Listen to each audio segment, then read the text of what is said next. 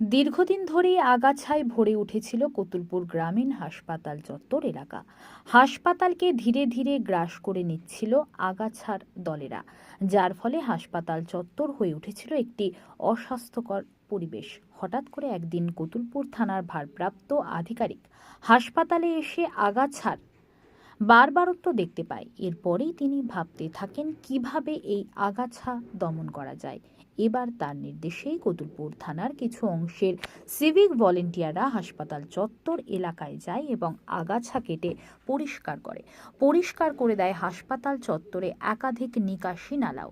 সিভিকদের এই সাফাই অভিযান হাসপাতাল চত্বরে রীতিমতো পরিষ্কার পরিচ্ছন্ন হয়ে ওঠে। সিভিকদের কাজে খুশি সাধারণ মানুষ।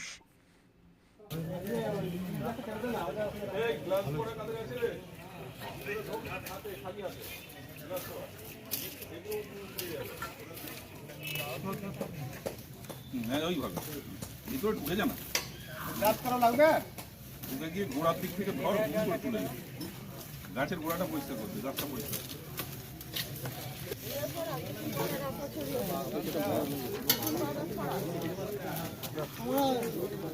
যতটা করে অগ্রহিত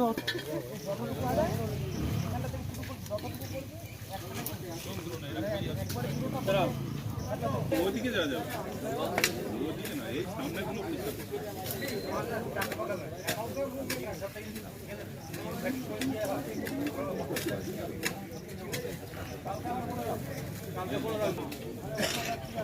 মর্নিং স্যার, ভালো আছে।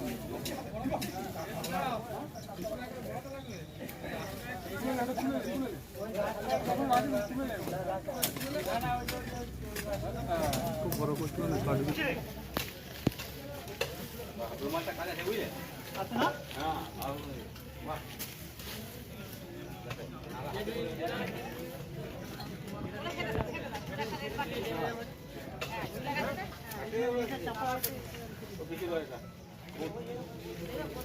ওটা বড় ডালাতে থাকবে না,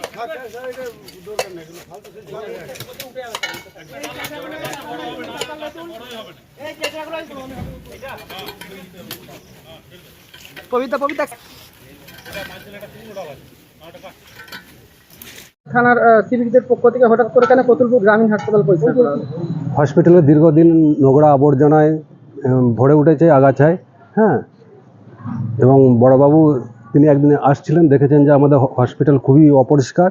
সেই জন্য আমাদের প্রত্যেক রবিবারে ফেটিক ডিউটি করা হয় এবং বড়বাবুর নির্দেশেই এবং আমাদের যে ডিউটি অফিসার আছে ওনার নির্দেশেই আমরা আজকে পরিষ্কার পরিচ্ছন্ন করতে এসেছি। এবং হসপিটালের স্টাফ সংখ্যা খুবই সীমিত, যার জন্য ওরা পরিষ্কার পরিচ্ছন্ন করতে ওদের অসুবিধা হচ্ছে।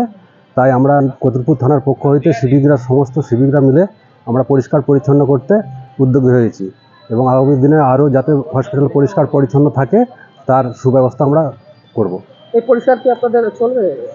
হ্যাঁ, আমাদের পরিষ্কার পরিচ্ছন্ন আজ থেকে আরম্ভ হয়েছে এবং আমরা আগামী দিনেও আরও যাতে আরও পরিষ্কার পরিচ্ছন্ন করা যায় লাগাতার আমরা